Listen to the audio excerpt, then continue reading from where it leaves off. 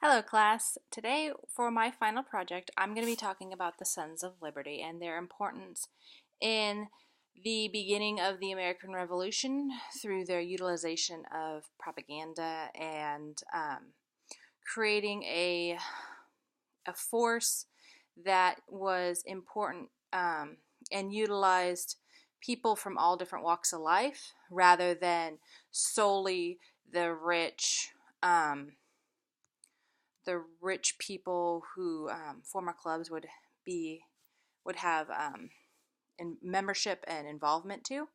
And according to Gorse guidelines, a historian must be honest and objective in their goals and in their work. So, the American Revolution would not have been possible without the push, propaganda, and belief of the men who made up the Sons of Liberty. Who were these great men who fought for freedom and independence against British rule?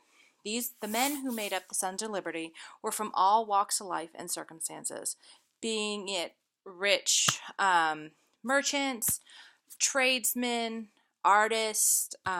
It was just basically an organization that anyone could be a member. A lot of the meeting places sometimes took place in homes, so wives and children would be listening to the information given and would sometimes follow in their husband's footsteps, sometimes not. But that's what made the Sons of Liberty so different than any previous organizations beforehand. It was more, I wouldn't quite say like a grassroots operation, but similar enough that it began with people who felt strongly and it just organized from there. It went, you did have your strong leaders like Samuel Adams, Patrick Henry, and so on. And these people, who became the iconic Sons of Liberty, well, had to be organized, and they organized others in order to create um, uh, basically a colony-wide um, organization that swept through to ensure that public opinion of the British would be turned against them. The title of the Sons of Liberty can be traced back to Isaac Barre, a British parliamentary representative and colonial sympathizer, who had once referred to the American colonists as the Sons of Liberty. The Sons of Liberty were formed in 1765 in order to fight the Stamp Act. They also were known as the Liberty Boys, like in New York and places like that.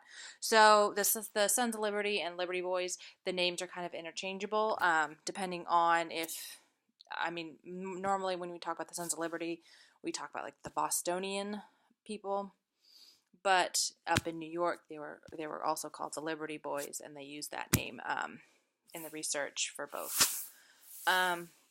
All held the belief that no man should be under tyrannical rule from a person across the ocean and should be able to create a form of government that would work for them, not against them. The Sons of Liberty utilized various methods to achieve their ends and sway public opinion to revolt against the British Crown, because the revolution was when freedom overcame despotism. It was fought by the Sons of Liberty. The Sons were able to rouse the colonists to fight for freedom through their protests, actions, and propaganda. So the Sons of Liberty and the ideas that spread from Boston to as far south as Georgia. The movement caught on due to the fact that membership was not limited to rich genteel members, but open to respectable tradesmen, merchants, and others deemed to be the rabble by this genteel class.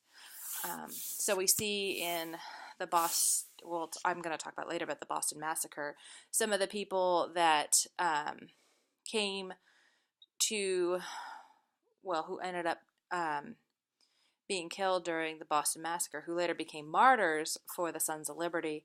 These were one of the leaders, Crispus Attucks. He was a half Indian, half African free man. Runaway slave is probably a better name for him. But from there, he became a martyr for the Sons of Liberty because they utilized this massacre for their propaganda to, again, turn British popular opinion against them. The Sons proved to be the best organized, most capably led, and most effective band of extremists, according to Roger J. Champagne. The Sons of Liberty were able to claim familiarity with the common man, helped to mobilize hundreds of laborers and sailors for mass meetings, parades, and protests. The Sons were able to claim that the meetings they held drew all ranks and condition, which was a radical development in political culture, where genteel leaders had long excluded the rabble from gathering by the respectable.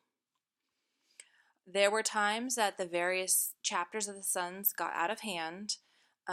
They took the message of revolution too far, or created a situation that was beyond their control by stating, "We are not attempting to change any government.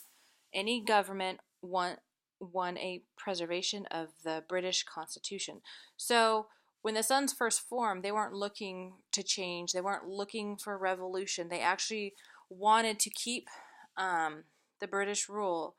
It was just their tactics in getting the Stamp Act repealed, later the Sugar Act, the Townshend duties, and then obviously the affairs of the Boston Massacre and the Gaspee affair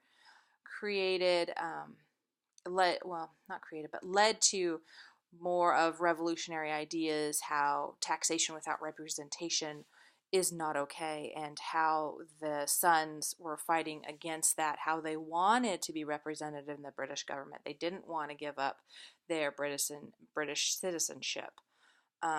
So in the beginnings, when they first were created to repeal the Stamp Act, they actually wanted to keep the British colonies British. It wasn't until later on that, when more actions and taxes and duties were levied against the colonists, that they decided, this is no good. We need to have freedom for ourselves.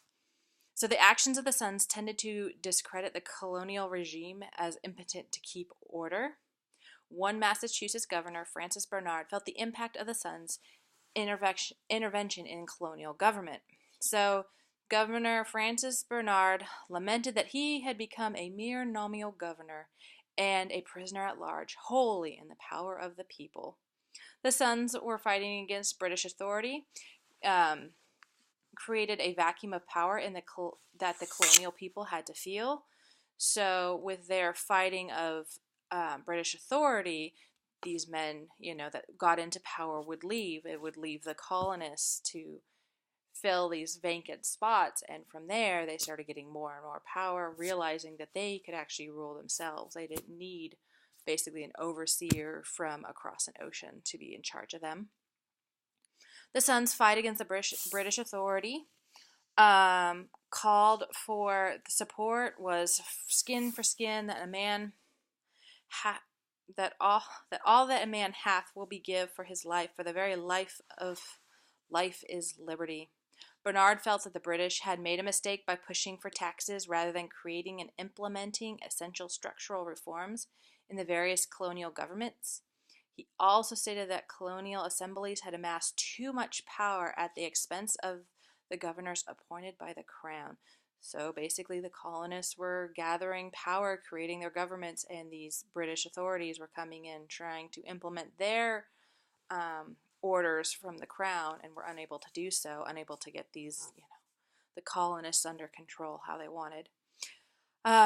Francis Bernard also proposed that the crown should create a colonial nobility class, which would give strength and stability to the American governments as effectually as hereditary nobility does that of Great Britain.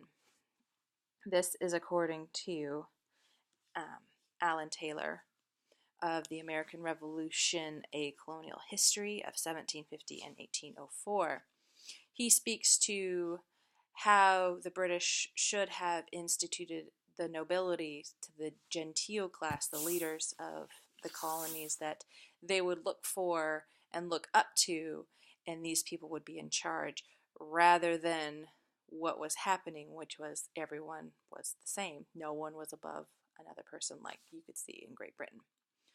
Bernard felt the model of the government would have been most successful was the one implemented in the newer colonies of Georgia, Nova Scotia, and the East and West Florida. This system relied upon the Empire official receiving a fixed salary derived from revenues collected within the colonies by a parliamentary fiat. So, obviously, these systems weren't implemented in the established colonies, these were in their newer colonies. So, the system proved to be better for these newer colonial governments and other British citizens.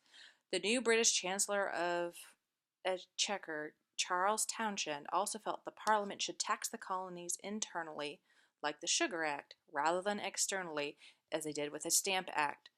Britain expected the colonies to pay some of the military expenses, according to George Wallace, who wrote The Sons of Liberty, in their struggle against the Stamp Act in 1765 and 66. These military expenses were desperately needed to recoup debt collected after the 7 Years' War with France. Townshend relied upon testimony made by Benjamin Franklin, stating that the colonies would be more receptive to internal taxes. Townshend and Franklin did not know how emboldened the colonies had become with the opposition and repeal of the Stamp Act. The repeal of the Stamp Act had papers in Boston declare the merchant trading to America dispatched a vessel which had been waiting to put into the first port on the continent with the account. The Townshend duties were just as vehemently opposed by the colonies, much like the acts forced upon them earlier, and many considered them unconstitutional as well. In 1768, the Sons of Liberty organized a new boycott of imports until Parliament rescinded the enhanced duties, according also to Alan Taylor. The fighting and organized protests did not stop. The Sons of Liberty were born out of tax protest, stating Don Nardo of United in Cause, the Sons of Liberty. The fighting against the oppressive government did not stop after many of the duties and taxes were repealed. The Sons continued with their objectives. The motto they adopted became no taxation without representation. They could not abide by the fact that those in the American colonies could not vote in Parliament, and it was wrong that Britain could collect taxes from the colonists. The Boston Massacre was an accumulation of anger and hate that centered in Boston after they were forced to quarter soldiers with an unknown end date. Following the massacre, as it was later called by Samuel Adams, the leading members used the incident to advance their causes. The Boston Massacre still did not turn staunch patriots to the Sons' cause until the HMS Gaspee affair. The Gaspee was a British schooner that ran aground trying to give chase to a colonial vessel. The Sons of Liberty attacked the Royal Navy schooner Gaspee in Narragansett Bay, shot the captain, and wounded some of his men and burned the ship to the water, according to Benjamin F. Armstrong, who wrote The Act of War on the Eve of Revolution. The Sons decided to burn the ship, and for that the British were outraged. Samuel Adams, who became the leader of the Sons in Boston, along with the likes of Benedict Arnold, Benjamin Edads, John Hancock, Patrick Henry, John Lamb, Alexander McDougall, Isaac Sears, Chaim Solomon, James Swan, Marinus Willett, Oliver Wolcott, William Mackay, and Paul Revere felt that any subsequent trial of those responsible should be tried in the colonies rather than in the far-off courts of Britain. Adams was the son of Puritans who had hopes that he would become a minister, but the work of John Locke and his 2 treatises on government changed the course of his life. The treatise argued that if a government failed to keep its promise to the people had the right to revote, according to Frederick F. Hurling, who wrote the book Samuel Adams, Son of Liberty, Father of the Revolution. The British made a critical mistake in investigating the Gaspee affair, as it kept this story alive and well, and the press ran with it. The Sons were very good with propaganda, as you see with the woodcut that Paul Revere did of the Boston Massacre that ran in the papers. And then Samuel Adams is basically the one who coined the term Boston Massacre. Before it was the affair on Church Street, I believe. I should know that. Sorry. So Samuel Adams recognized the need to utilize propaganda in order to stir up fervor and resentment of the British treatment of fellow colonists. But this only turned some of the people to this. What really turned public opinion against the British and the royal governor Thomas Hutchinson in Massachusetts was following the Boston Tea Party. The Boston Tea Party was the opportunity the colonists needed in order to show Britain that they would no longer be kept under British control, especially after the consequences of the Tea Party were known throughout the colonies. The British were upset as the colonists had thrown tea into the harbor as a form of protest against the Tea Act. Now, what the Tea Act did, it lowered the price of the British East India Company. So the teas coming in from the Dutch colonies and stuff were taxed at an unfair rate, while the East India British-owned company was taxed less and cost less, in order enticing the colonists to buy. Well, the colonists boycotted this tea, then they were forced to either buy the British tea or not drink tea at all. Well, they proceeded to smuggle the tea until 3 ships came in, and from there, the Sons of Liberty organized a group who dressed up as Mohawk Indians, snuck aboard these ships, and dumped all the tea in the harbor. So, following this, the Boston Harbor this was under orders of the governor, Thomas Hutchins. He kept these British ships loaded in the harbor, and that's what happened. And that's how the Sons were able to get a hold of the tea. Then the British dispatched General Gage to replace Hutchinson, and his cruel policies eventually led to the battles of Lexington, Concord, Bunker Hill, and Revere's famous ride, according to Benjamin H. Irving, who wrote Samuel Adams, Son of Liberty, Father of Revolution. Now, the Parliament, with this, they passed the Intolerable Acts, or as they became known, the Coercive Acts.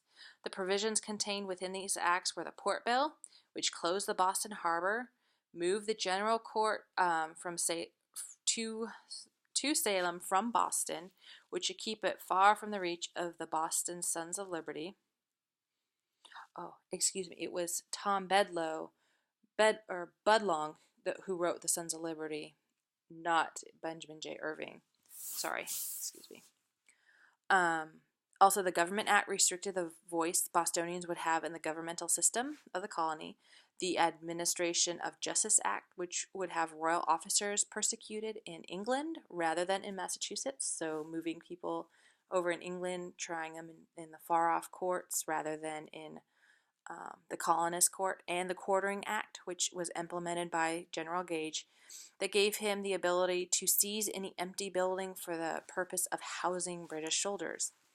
From the Battle of Lexington, the clash between the dedicated colonists and superior British army ensues, and the colonies join forces in a single unified country, according to Carey Scorland, who is a director of the Sons of Liberty, a video.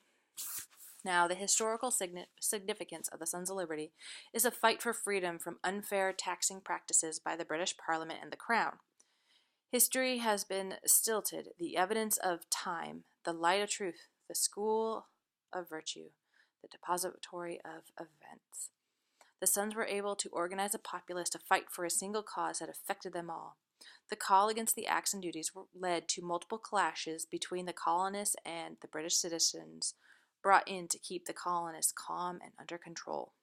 The Sons of Liberty organized the populace through utilizing propaganda, inciting mobs, retaliatory actions, in order to stir up resentment against the British and support for the idea of freedom for the American colonies. Following the American Revolution, the Sons of Liberty ideology gave rise to other political societies, including the Democratic Republican societies and later the anti-rent movement, according to Brad L. Utter, who wrote Sons of Liberty. The Sons of Liberty were an integral part of the American Revolution, and their legacy lives on through our republic. Thank you so much.